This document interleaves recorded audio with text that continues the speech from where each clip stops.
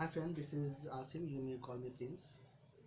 आज मैं इस सेशन में सीपीसी और लिमिटेशन का एग्जामिनेशन पॉइंट ऑफ व्यू से यानी थर्ड सेमेस्टर के पॉइंट ऑफ व्यू से वीडियो बना रहा हूँ, जिसका मेन टॉपिक है टॉपिक 1, डिग्री, ऑर्डर और जजमेंट।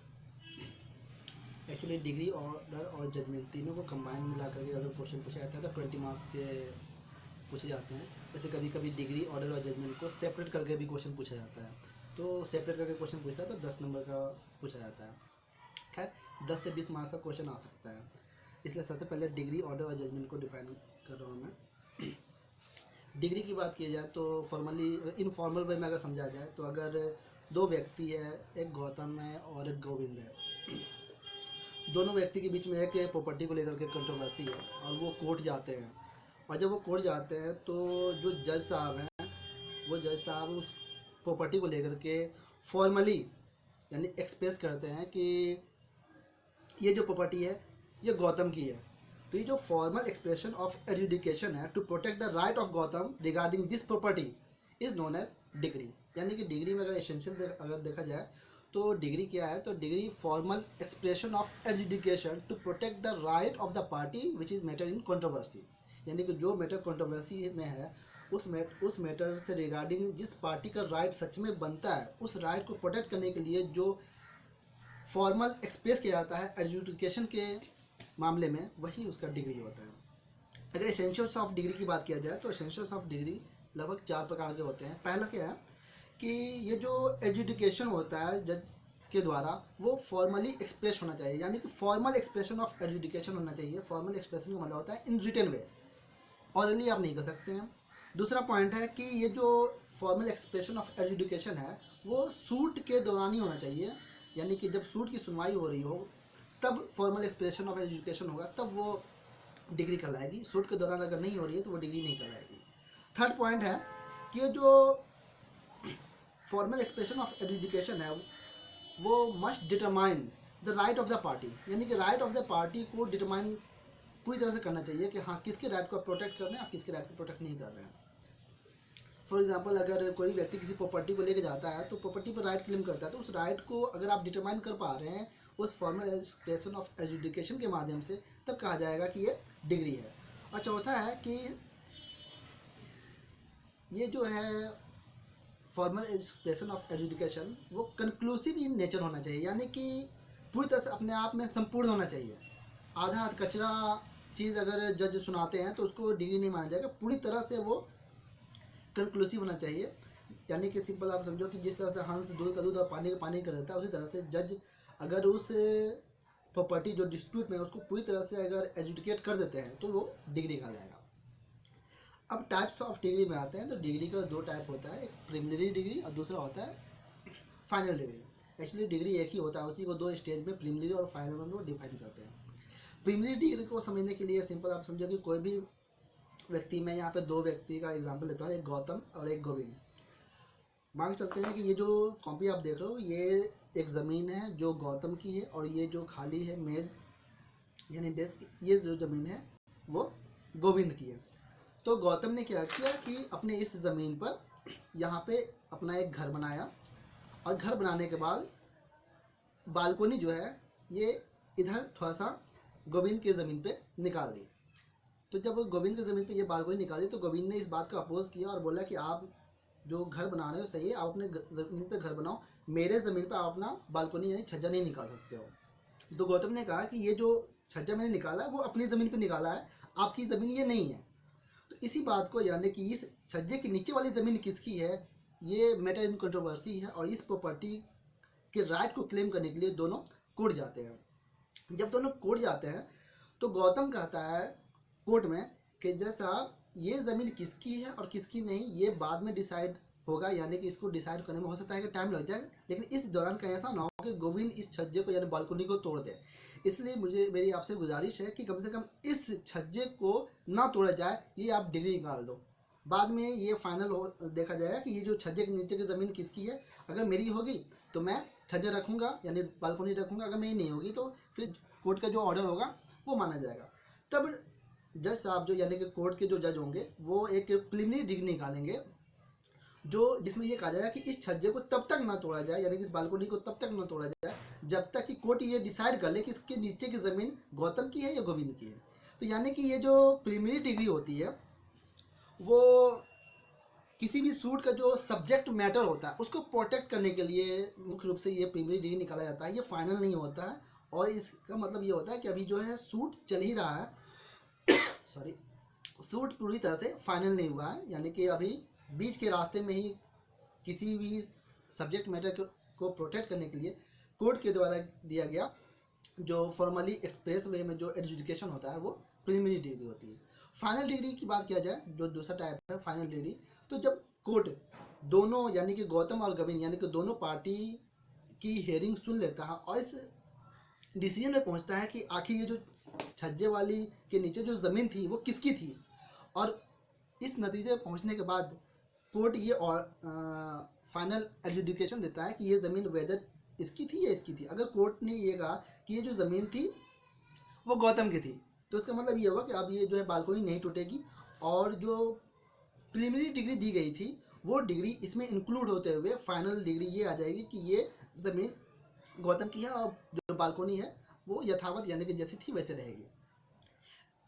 लेकिन अगर कोर्ट ये कहता है कि ये जो ज़मीन है वो गोविंद की है और चूंकि ये गोविंद की ज़मीन है तो ये जो छज्जा है इसको तोड़ा जाएगा क्योंकि आप इंक्रोचमेंट नहीं कर सकते हो, तब जो प्रीलिमिनरी डिग्री दी गई थी इसको बचाने के लिए वो प्रीलिमिनरी डिग्री क्वैश हो जाएगी और छज्जे को तोड़ दिया जाएगा और फाइनल डिग्री ये होगी कि इस छज्जे को तोड़ दिया जाए क्योंकि ज़मीन इसकी है। यानी कि फाइनल डिग्री सिंपल आप समझो केस को डिस्पोज कर देता है, जबकि प्रीलिमिनरी डिग्री केस को डिस्पोज नहीं करता है, केस सब्जेक्ट मैटर को प्रोटेक्ट कर देता है ताकि फ्यूचर में केस को अच्छे तरीके से डिस्पोज कर दिया जाए। क्योंकि अगर सब्जेक्ट मैटर ही डिस्ट्रॉय हो जाएगा तो फिर अगर बाद में कोर्ट डिग्री निकालता भी है कि छज्जा रहना चाहिए था या नहीं रहना चाहिए था तो फिर उसको कोई मतलब ही नहीं रहेगा क्योंकि आपका सब्जेक्ट मैटर ही डिस्ट्रॉय हो चुका है। अब नेक्स्ट टॉपिक है ऑर्डर। ऑर्डर जो है वो सेक्शन 2 क्लॉज 14 सीपीसी में है। उसमें सिंपल कहा गया है कि according to section 2 clause 14 of the code, order means formal expression of any decision of a civil court which is not a degree। यानी सिंपल समझो आप कि formal expression of any civil court which is not a degree, यानी कि एक ऐसा formal expression जो कि डिग्री नहीं है वही ऑर्डर है। अभी थोड़ा सा कन्फ्यूजन हो रहा है, लेकिन जैसे ही ऑर्डर और डिग्री के बीच में सिमिलरिटी और डिफरेंस की बात करेंगे तो अच्छा समझ में आ जाएगा।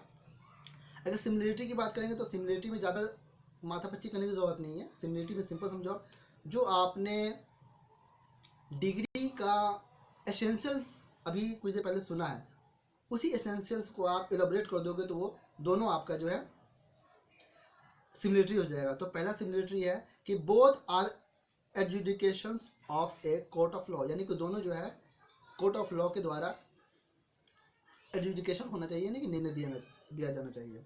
दूसरा है कि both are formal expression of a degree, यानी कि रिटन वे में दोनों होना चाहिए चाहे ऑर्डर हो या डिग्री हो।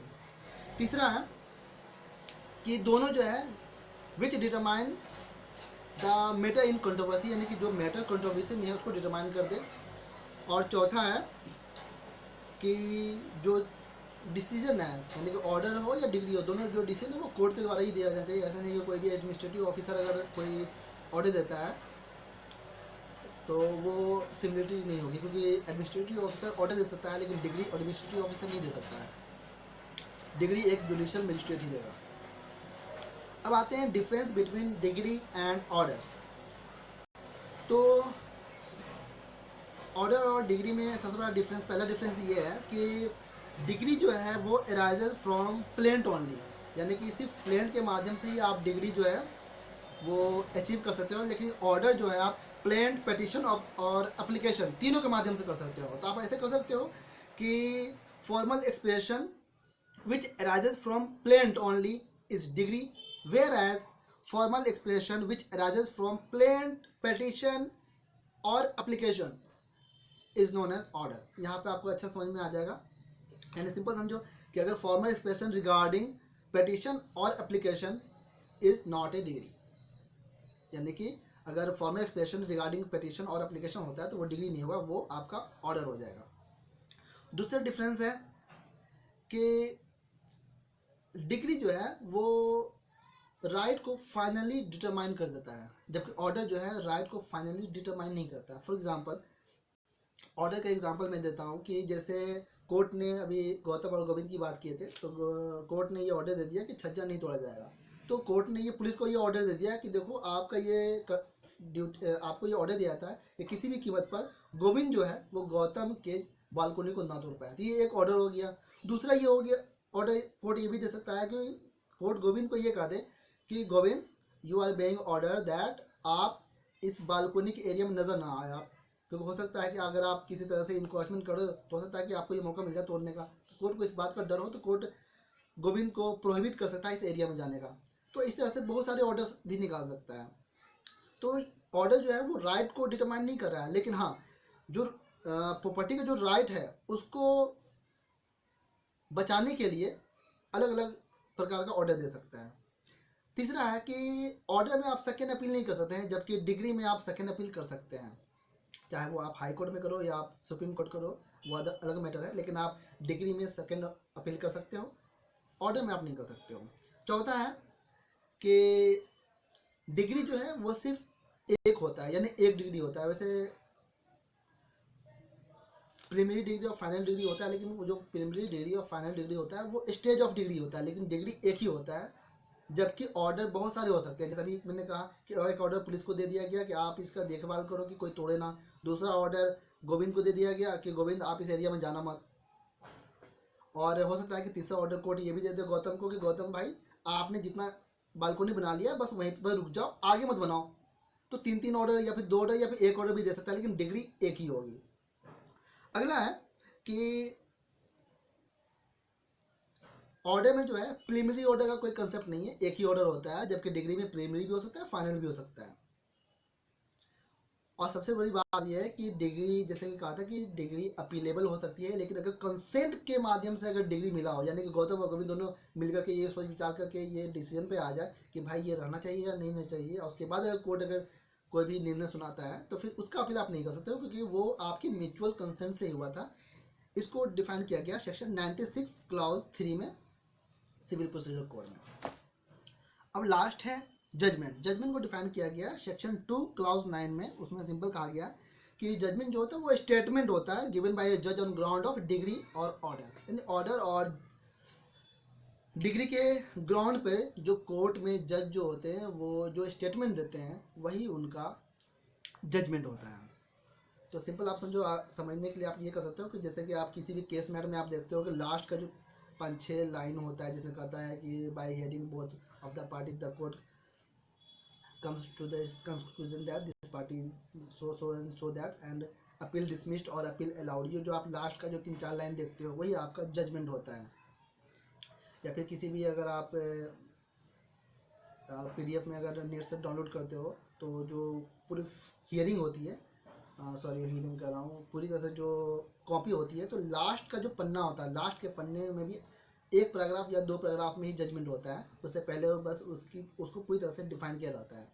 तो जो लास्ट का जो पन्ना होता है जिसमें कोर्ट फाइनली या तो अपील को अलाउड करता है या फिर अपील को डिसमिस करता है, वो आपका जजमेंट हो जाता है। तो इस तरह से डिग्री, ऑर्डर और जजमेंट जो टॉपिक है वो ख़त्म हो गया।